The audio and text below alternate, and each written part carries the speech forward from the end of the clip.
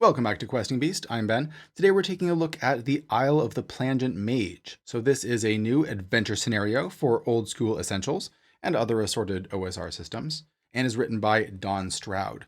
This is the third new old school essentials adventure I've looked at recently, and I've been impressed quite a bit by all of them. Let's see what it says on the back here. It's an idyllic cove that harbors deep secrets. Magic and sound are entwined harmoniously, while dark things lurking in the depths rise to explore new adventures, new avenues, through previously locked portals. Adventurers will be changed as they explore the depths of the Undertower, unlock strange musical puzzles, and reveal the glorious treasures of the Isle of the Plangent Mage. It is for 3rd to 5th level adventures, published, of course, by Necrotic Gnome and Exalted Funeral. So the themes here are the ocean. It's not exactly an underwater adventure, although the dungeon itself is underwater. You don't have to swim a whole lot, though. And there is a strong element of music and sound entwined in all of this, along with mutation. Before we dig into it, though, a quick shout out to our sponsor. This episode is brought to you by Into the AM and their series of sci-fi, psychedelic, and fantasy-themed t-shirts. This one that I'm wearing right now is one of my favorites. I think it would work really well if you're running any sort of sci-fi or horror-themed campaign, especially anything involving Mothership.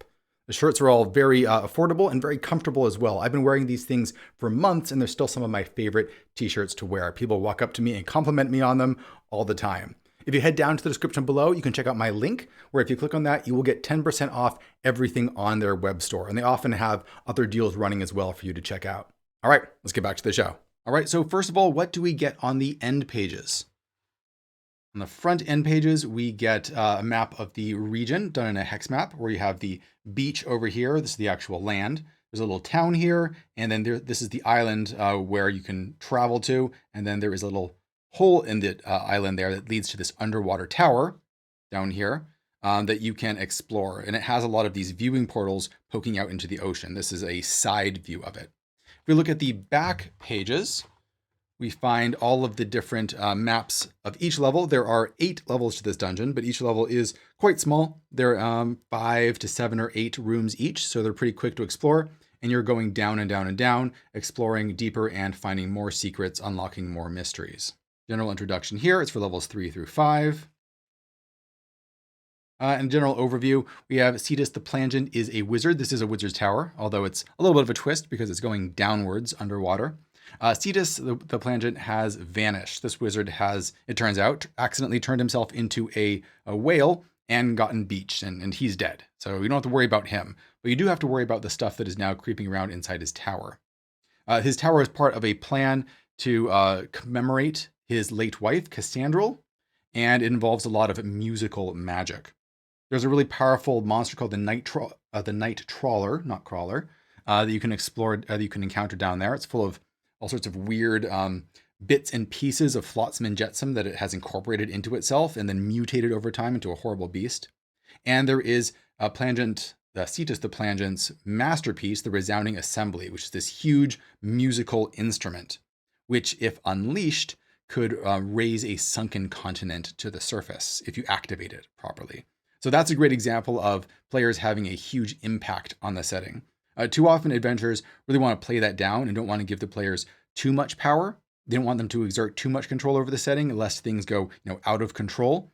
But this definitely doubles down on the old school's principle of letting players make a big impact on what's going on. We start off with the village itself.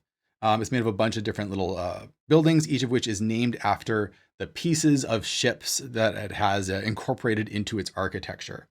So we have things like the Broken Dragon, which is a forge, or the Weathered Mermaid, which is an inn.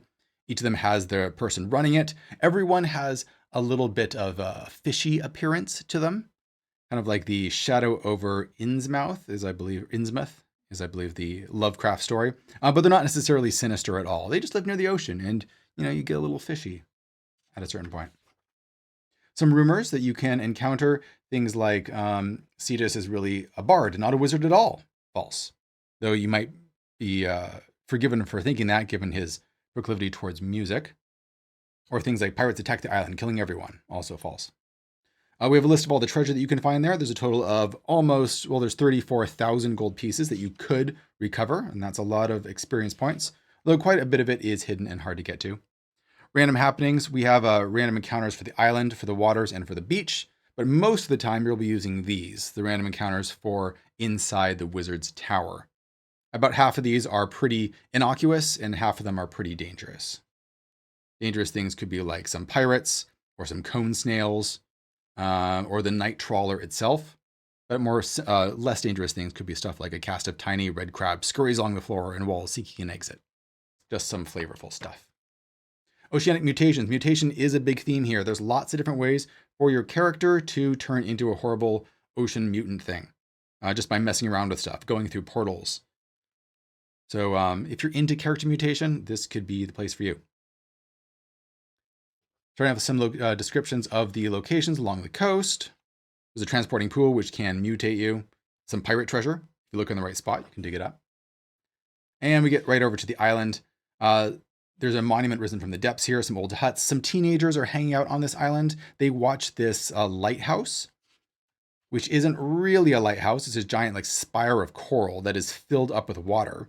And this strange beast, the shining light, can swim up from the ocean, up the center of this tower.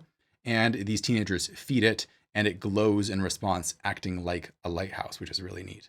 All of these pages, just like the previous OSE adventures, always have a little mini map on each 2-page spread, or almost always have a little mini map, which makes it much easier to reference where you are. So you don't really have to flip around at all. And we get to our under tower descriptions. So we have our 8 levels going down there. There is a glass elevator that is run on like water pressure. Like there's a column of water that's pushed up beneath it that can raise it and lower it. So you can use that to get around.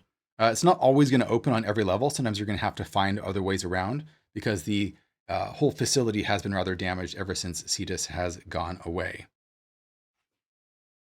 There's a good mix of rooms that are fairly ordinary without anything too weird in them, and rooms with surprising stuff to mess around with. So that gives a good sense of pacing. So you're not finding something weird in every single room. It kind of builds the suspense a little bit, and it allows for spaces for random encounters to occur. Here we have the Undertower, level 2. There's a number of types of shark-like monsters throughout this whole adventure that you can fight. Often they have grown legs of some kind, so they'll be crawling around and trying to bite you.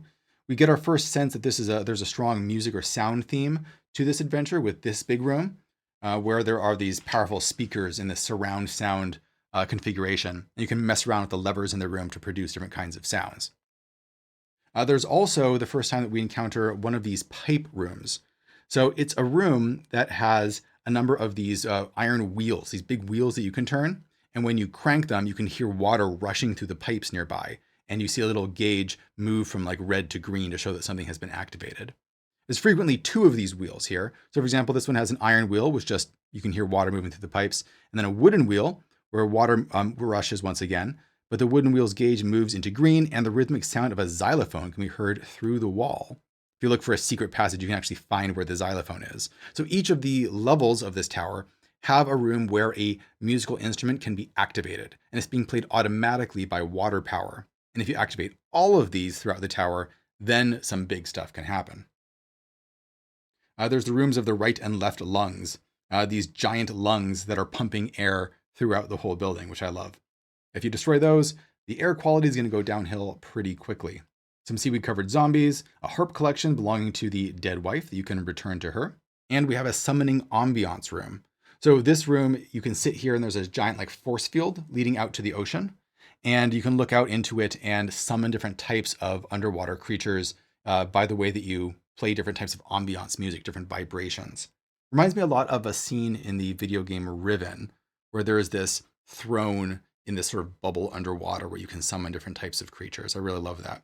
By messing around with these, you could get a giant squid, an octopus, merfolk, and so on. If you do the wrong configuration and enrage them, they will charge right through the force field and try and eat you. Now we're down to Under Tower level 4. So this one again has another pipe room where you can turn some wheels and get some music going. There's a trashed observation room, the Lucifuge. So this is a room where you can try and alter the compositions of different types of spells. It's one of the projects that the wizard is working on, and you can try and complete its work if you're willing to put the time in. Level 5, we have a crab lair, some pipes, and another control room. This one creates a sound of strings playing in a hidden room nearby. Music on a long, thin wire. So there's this long passage here with this long wire stretched through it. This is one example where the mini maps didn't work quite as well, just because it's really kind of stuck all the way in that crease. You can't see all of the map. Not a huge deal because you can just flip to the end pages at the very beginning of the book, but just something to point out there. So if you get this wire vibrating and you touch it with your hand, it'll mangle your hand because it's vibrating so fast. But if you touch it with a weapon, it can actually reconfigure all of the atoms in that weapon to make it sharper and better. All the way down in level 6, we have the malfunctioning sonic fusion room that's full of all these giant crystals. The subsonic vibrations in here are messing with the DNA, I suppose, of everything nearby, causing it to have a high chance of mutating PCs that are there, and you'll be fighting all sorts of bizarre creatures like this alpha shark mutant lurching out of the shadows trying to devour you. Some things that could happen is your head, face, and skin turn into shark features, dorsal fins grow on your back, or perhaps your skeleton liquefies, save versus death, to use a hydrostatic skeleton like a worm. Armory full of weird weapons, including a screaming trident. The handle thickens to a merman face with open mouth with 3 barbed tines coming out, radiates magic, +1 or +2 versus mammals. One time per day can scream, causing fear to enemies. We have a drum room, which can of course be powered by these water mechanisms behind the walls, and a flooded tunnel, which you can drain. A room full of pearls that have these giant clams you can try and pry open and pull different pearls out of that could have different effects. And if you get eaten by a clam, you have to save versus or make a open doors roll in order to open them up, which I thought was really funny. All the way down on level 7 of the Undertower, we have things like the Room of Enchanted Pearls, where you have some weird pearls that do stuff like this blue pearl. If planted in soil, it grows into a short kelp-like bush that produces 1d8 blueberries that heal 1d3 hit points when eaten. Or a purple pearl, if put into the mouth, the holder can communicate with any animal from the oceans, as with speak with animals. Also, another communication room looking out into the ocean through this force field. There's a pipe organ there, and you can play different pieces of music, which are also provided in the room, which can summon weird, possibly intelligent, powerful underwater creatures that you could commune with. And there's also some shark spawn in there, who of course want to eat you. At the very bottom, we have this long cave leading to another force field, but as you can see here, there's these giant horns pointing off in this direction. If you have turned on all of the wheels throughout the entire tower, and if you dig through some of the trash over here to find a few more wheels to plug onto the spokes over here, then you can activate the resounding assembly. When the resounding assembly turns on, a couple of things happen. It mixes the sounds produced in the control rooms on each level into a sonorous and pleasing arrangement. The music is blasted out of the cavernous amplifier, which starts shaking everything. The night trawler, that powerful monster, is driven out of the room by the horrible sounds. The observation window here is blasted apart, and the sound creates a water funnel into the ocean through the window aperture. That's a great visual. Music gets louder and louder until you're forced out of the room by the sheer shaking of it, and it can raise a sunken landmass, perhaps Atlantis or any other lost civilization that you might have in your campaign. All right, so that is it for the Isle of the Plangent Mage. A great wizard tower. I love a good wizard tower adventure. Lots of good things to mess with. There's plenty of weird devices with different levers and pulleys and buttons, and by doing them in different combinations, different stuff happens. And I don't know about you, but my players love stuff like that. They just love tinkering. So I'll put links in the description below as usual, where you can check that out for yourself over on DriveThruRPG. And thanks for watching, everybody. See you guys next time.